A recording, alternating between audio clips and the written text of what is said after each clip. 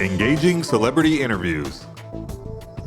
Exciting updates from Christian filmmakers. Movie reviews so you can choose your movies wisely. And so much more here on Faith on Film with Isaac Hernandez and Holly McClure.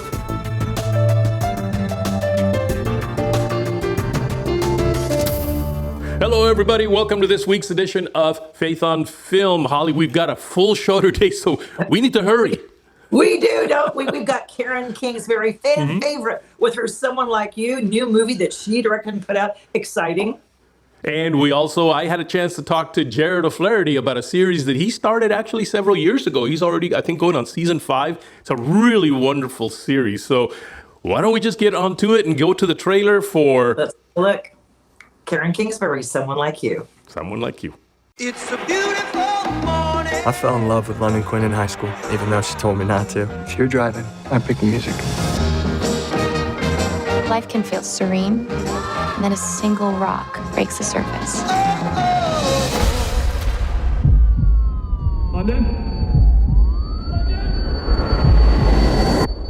Sending ripples through all of time. It's been a hard year. So many I'm so sorry. Dawson, you deserve to know. London was an in vitro baby. We couldn't get pregnant otherwise. The procedure gave us 2 embryos. What about the other? We gave it to a doctor who works with infertile couples. Saying London might have a sibling? Hi, Can we talk? who are you? I don't know who I'd be. Why didn't you tell me? You were born for me. That's so hard to explain. I'm going to Birmingham. My real family lives there, and I want to meet them. I'm home Lord, please comfort this family. with you. Do I look like London? I'm home. Yeah. I want to know everything about her. You love hiking here? This is incredible. Are you in love with her? You can't bring her back, man. You're my safe place, my high. I could stay here forever. She's not ours. She's not London. It was so much fun. How do you have a life in Nashville? We want you to come home. You were pushing me away. Every time that I'm with you, I was looking at London all over again. I can't change the past. I want you. I'm falling for you. She always wanted me to find someone like you. Thank God I do. Lovely to be talking to you again and interviewing you again, Yes. as always. Love, we've done interviews, Isaac and I, on other novels that you've done and films and stories that you've done. The Baxter's, family is a series you've done. Someone Like You, very different. Why is this a different kind of story and movie? Well, it's the first one that we did with Karen Kingsbury Productions. So we opened our own production company, and it's based on my book, obviously, and so are the other ones. But every other production that's ever been done on any of my books, somebody else did it. Yes. In this case, we wrote it, and I chose the director, and every single detail, every item, every bit of the set deck, every bit of sound and lenses, I had approval over. And so it's really, Someone Like You is a slice of my heart. It's the picture that I feel God gave me from the beginning when I wrote the story. Wow. And that went into then casting. You must have been a part of that because, is it Sarah Fisher?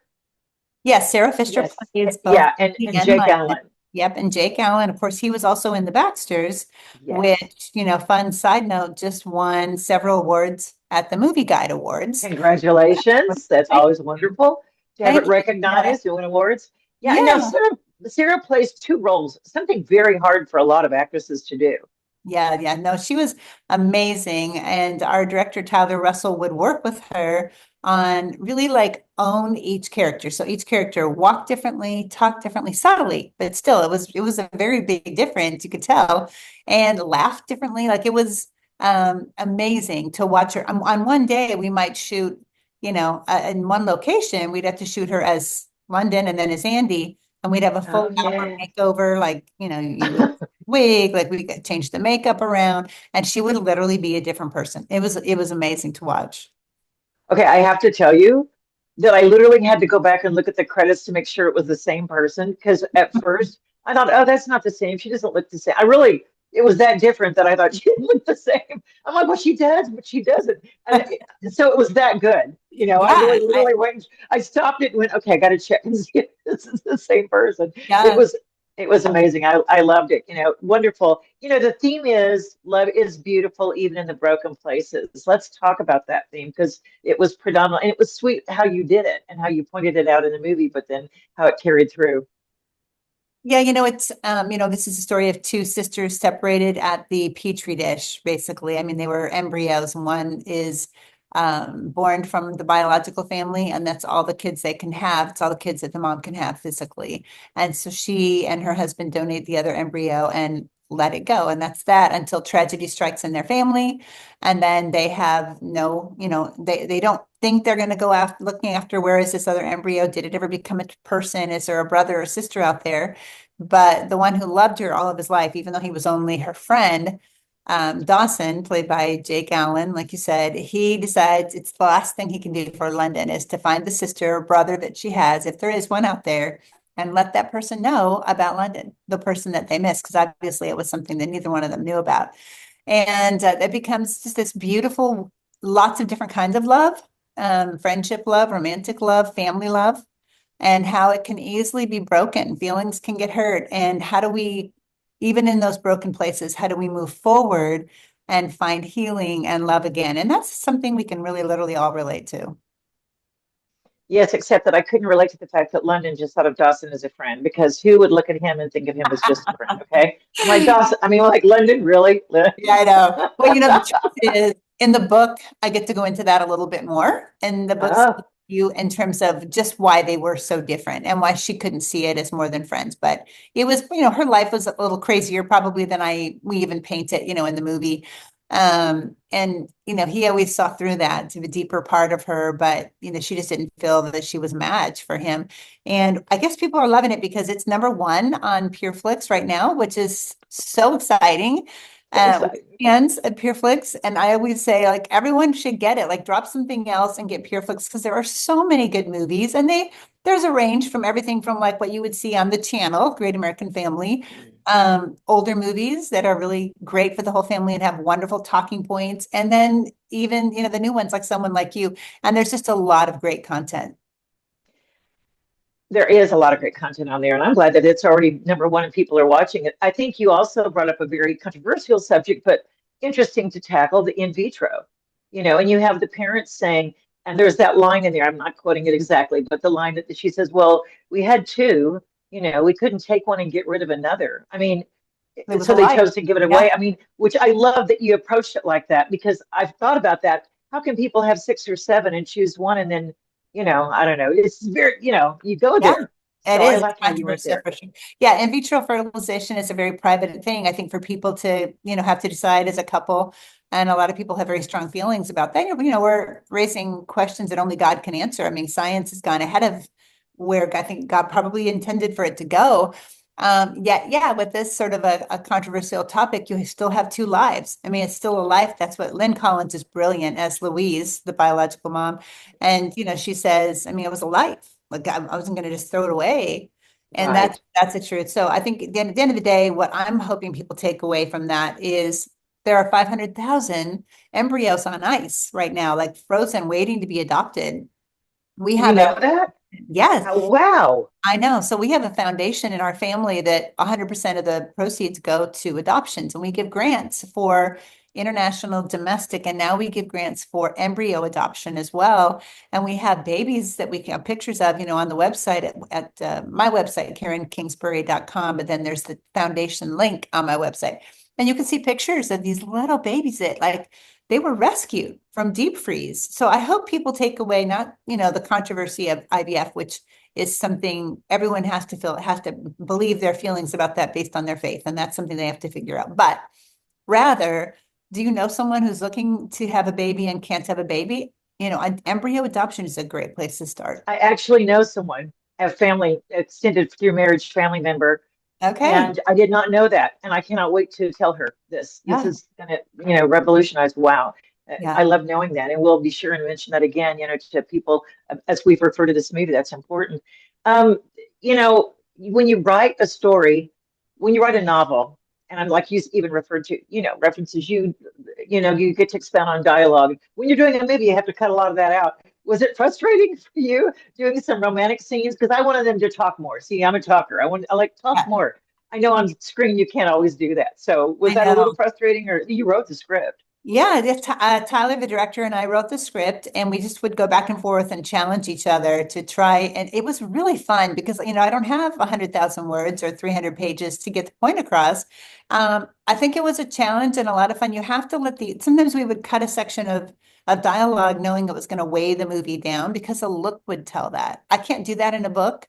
But if you have talented actors like Jake and Sarah, a look, a moment, there's something in the air that conveys what I could have said with words in a beautiful sort of approach. I think that's why people love the movie so much, is they say, someone like you, I felt everything they were saying that wasn't actually said.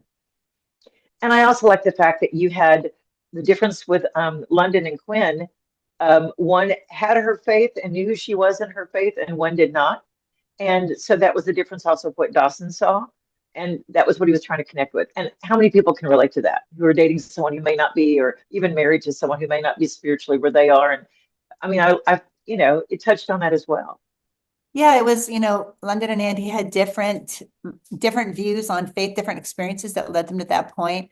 And I loved that London asked, she was at that stage of her life where she was curious. She was starting to think deeper about the ripple on the lake and the impact that a conversation or a moment can have. And it turns out ultimately she ends up herself in her tragedy being that ripple for Dawson. But my favorite thing that I think about the faith in someone like you is that it's shown you. Like, I don't tell you about it. They're not church scenes.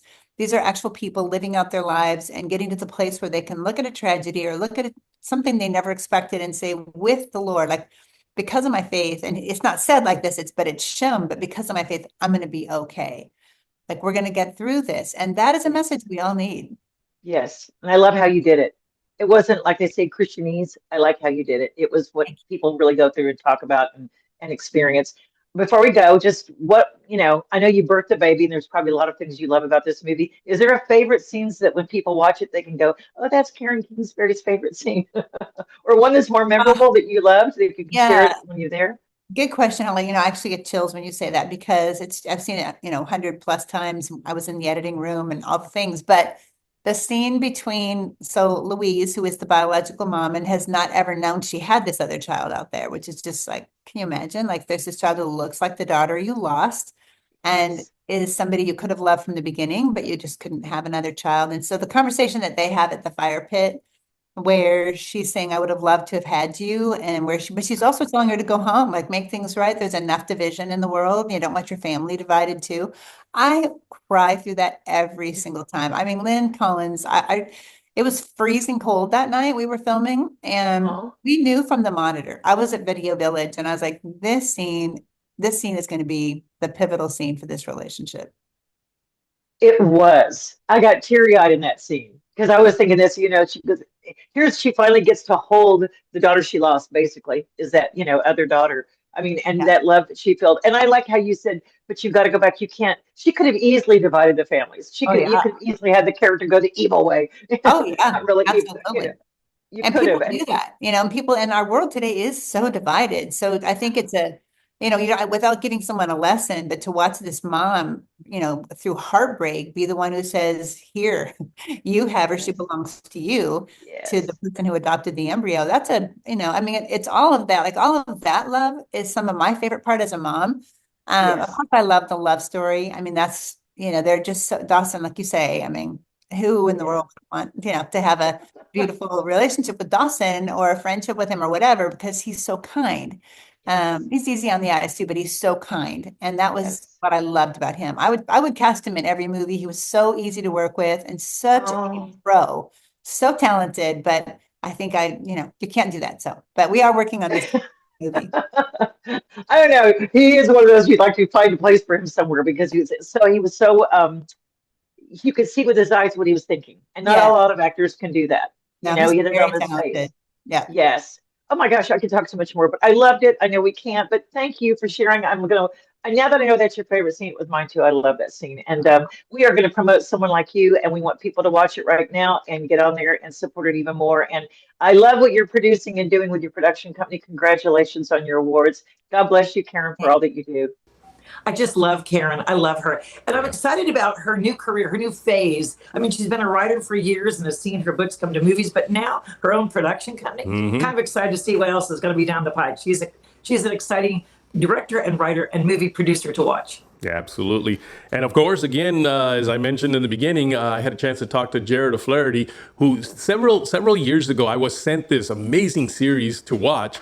And, you know, I at that time, I was just really busy. So I figured I'll just watch a little bit of each of, you know, maybe the 2 or 3 episodes. I ended up so hooked that I binged on the entire 10 episodes in one day. It's an amazing series. And, well, take a look at the trailer. What we're about to share with you, you cannot tell anyone. Not your best friend, not your priest, not your dog, not your wife. Nobody can know right now. Yeah, I understand. Single gunshot wound, close range. They recovered a 9mm hollow point round from that chest cavity. Right now, all the evidence points to one place. This is a manhunt. Suspect be considered armed and dangerous. He isn't guilty of anything. Something's going on. I was wondering why they ain't came and got me yet. Someone is out to get your husband. I don't know why. Maybe you do. Who did you meet with today? We don't have enough on Thomas. He's always one step out of reach. What's the plan? It's in the valleys where we grow the most, not the mountaintops. What do you do with that knowledge? What does it change? Things will last forever. That's what matters most.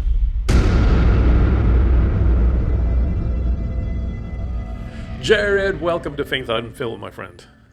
Hey, Isaac, glad to be on here. Finally get a chance to chat.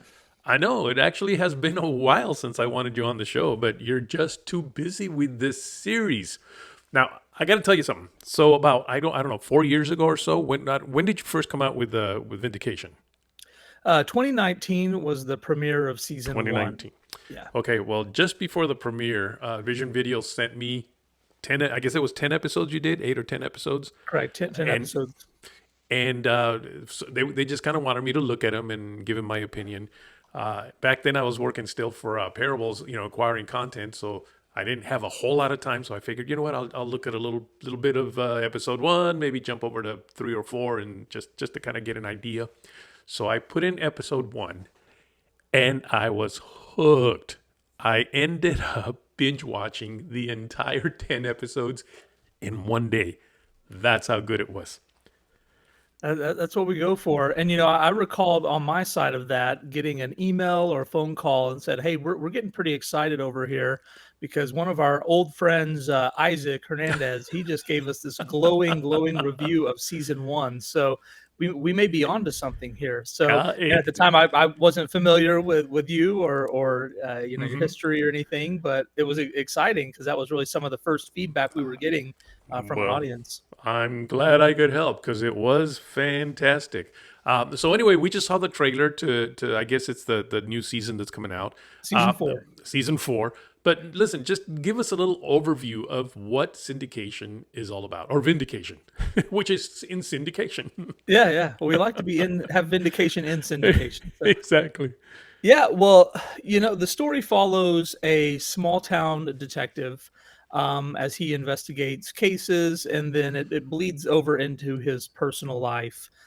You know, where he is as a person regarding his faith and beliefs and those sort of things. So, you know, it started out just as a short film was the original goal of it. It was a short film detective story, and then had good feedback from audiences. So we made a second episode, and then that ballooned into what you were just describing, the first season of 10 episodes. And as we were creating those, it was more of a let's get two more, let's get one more episode, let's get two more. So a lot of the stories are very self-contained. We never knew when it was going to be the end. Was it going to be a 5-episode season or a 6-episode season? And so we put it all together. We did have some recurring themes, recurring storylines. And then once we released the first season, audiences came back and said, oh, we love the ongoing stories, his relationship with his daughter, with his wife, with his coworkers. And so we created season 2 that is more, instead of self-contained crime of the week episodes, it's got more of a drawn out storyline across the 10 episodes. And, each time I go into a new season, it's kind of like I want to do something fresh. I don't want to just keep recycling the same stories and same format. So when you get a new season, you never know what's about to happen. What are we about to follow? And the same is the case for season 4, the one that'll be released soon. Wow. So how did you come up with this concept? What was your inspiration, if you will? Where it all started, I'm not a big TV watcher. I've probably watched 2 shows, 2 series in the last decade. But my wife, at least a few years back, she watched a lot of the crime shows. And I remember coming in one night, she had one on television, and I just noticed, I said, they always show you what the crime is and then spend the whole episode solving it. Wouldn't it be a neat storytelling format to not know what the crime is either? So you're watching an investigation unfold, and not only are you trying to figure out who did it, you're also trying to figure out what happened, that it doesn't get spoiled there at the beginning. And so that was kind of the premise for episode 1. And I thought, well, I'm a Christian, I like doing Christian content that focuses or directs to Jesus. So kind of just blended the 2 together, and that seems to be a formula that people have enjoyed. And a lot of people say, like, I can't believe, how do you put a crime drama together with a Christian series? How does that happen? I don't know. I just feel like God's still there, right? Like, I mean, it's not like he disappears because a crime happens. So it's kind of been honestly kind of easy to blend the 2. Well, something that I really enjoyed about it, and maybe this is why you called it Vindication, I don't know, but was that we really kind of had an idea of or we were prejudging a character, just kind of assuming he's the bad guy, and then at the end it showed that he wasn't the bad guy, and I saw that on several of the episodes, which is kind of a really cool concept. What did you intend to tell us by doing that? Yeah. I mean, obviously, there's a lot to be taken from that of not judging a book by its cover or waiting till the till you have all the information before making a judgment. But what happened in the storytelling is, after about 5 episodes, we realized, okay, this guy's not a very good detective, because every single time he goes after the wrong person, and they're always vindicated. It's always they're proven to be innocent. So we kind of had to change the formula up a little bit. Obviously, the name stayed Vindication, but I had to find different ways. So sometimes it was him, the detective, that was vindicated, right, or it was another character, or it was a different type of vindication, so that he actually started catching some bad guys. And of course, that head fake of, oh, you think it's this person, but it's really not. You can only do that so many times until audiences catch on. And so we had to shift a little bit, but I still say in almost every episode, you see some form of vindication for someone. Yeah, but I mean, like I said, I did like that, because I've always, one of the things I like about, like, when I watch a movie is being surprised, because too many movies, like Hallmark movies, at this point, I know exactly what's going to happen. I know, that the 2 in the beginning that don't like each other are going to end up liking each other at the end, and they're going to cut a Christmas tree and all this stuff. And so I love movies that catch me by surprise. And so this is what that one did. And I think that may be why I just felt like I got to watch all 10 episodes, besides the fact that it was very well done. I do notice that a lot of the, I'm going to call them the Christian celebrities, the Christian superstars that you now are seeing in a lot of the Christian movies, are on Vindication. Are they like going, hey, you got something there, I want to be a part of your series? I do usually hear that from them, but it's not initially. It's not they're reaching out to me saying, hey, I want to be a part of this. But what happens is, I'll reach out to people that I see in a film, or people that I know, and I see a lot of talent there. I'll reach out, hey, would you have any interest in being a part of this? And they, I think, typically do a little research or contact some people they know who have been in the show, and then come back and say, I'd love to be a part of it. So it's really a compliment, I think, to the crew, to the cast, to what we've established here. that so many of them have agreed to come in as a guest star or to be a part of it. And I think it's really neat because you can have these people from Kendrick Brother films or Irwin films or, wherever else, Chuck and Carrie Solomon, all their films. And yet you get them all together in Vindication in a series in short format, but to have them all join together in different places in the same universe. Yeah, no, it's I noticed that, of course, on the trailer of this one. It's like all the who's who of the faith-based entertainment world is part of Vindication. Yeah. So now I noticed that on the trailer, it now says, has the Angel Studios logo on there. Is this something new? Because I know in the beginning it was, of course, being put out by Vision Video. Is this a new direction you're taking there? Yeah, I got to be careful when you talk about the business side and the business world and all those things that come together, because you never want to talk negatively about former partners or whatnot. Absolutely. But the gist of it is Angel reached out to us. We kind of conversation started, and they said, "Hey, what's the scoop on Vindication?" And at the time, we had just finished production of season 4, but did not have necessarily a streaming partner. Now, Vision Video Redeem TV is still involved. They'll still be releasing season 4 with them. They've been our supporter since the beginning and instrumental in this series happening. So they're definitely still involved, but they wanted that partner, someone else to get it out to audiences as well. And so Angel came to us. They had never done a series through their guild at the time they came to us. So they had to update their system a little bit because it's part of their policy. Anything that goes out on Angel has to pass their guild first. So all 36 of our episodes had to go through their guild and then have the 1,000 viewers and the vote and all that. And they all passed. And in fact, they did really, really, really well. And so, so we're excited to have them. They've got a big audience, big market placement, and they're excited about the show as well. So to me, it's just exciting to know that a new audience, a broader audience, is going to get to experience the show. Absolutely. So, okay, where can people watch, well, I guess all the way from series 1 to now series 4? Yeah, well, you mentioned Angel. They are going to have from the very first episode all the way through season 4. Season 4 starts premiering on March 20th, 1 episode per week for 8 weeks. So it'll be kind of the old school format where you get 1 episode instead of getting to sit down and binge watch all of season 4. Episodes 1 and 2, I tell people, are on YouTube. It's kind of an opportunity without having to make an investment or commitment. You can get into the series and learn about it on YouTube. Redeem TV also has all the seasons, and they will be there. There's other places you can find stuff. It's on Tubi. You can find it on UpFaith, on PureFlix. So it's hard to miss, to be honest. So there are lots of places to find it. Awesome. Well, how about you? Where can people basically follow you, or just does the website have, or does the series have a website that they can just go to get all the information about everything? Vindication? Yeah, I think for the series, Vindication series on both Facebook and Instagram, usually where our most current updates happen. Vindicationseries.com is our website. And then me personally, I'm on Instagram and posting things on there about the series. It's usually, if you follow the series page, you're getting all the stuff that's out in the public. Sometimes from me, you'll see behind the scenes stuff that doesn't go out to the masses. That's wonderful. Write to us at faithonfilmtv@gmail.com. That's faithonfilmtv@gmail.com. Follow us on Facebook, Instagram, and Twitter at Faith on Film TV. Also, go to our YouTube channel, Faith on Film TV, and hit the subscribe button and the bell for notifications on our latest Faith on Film shows.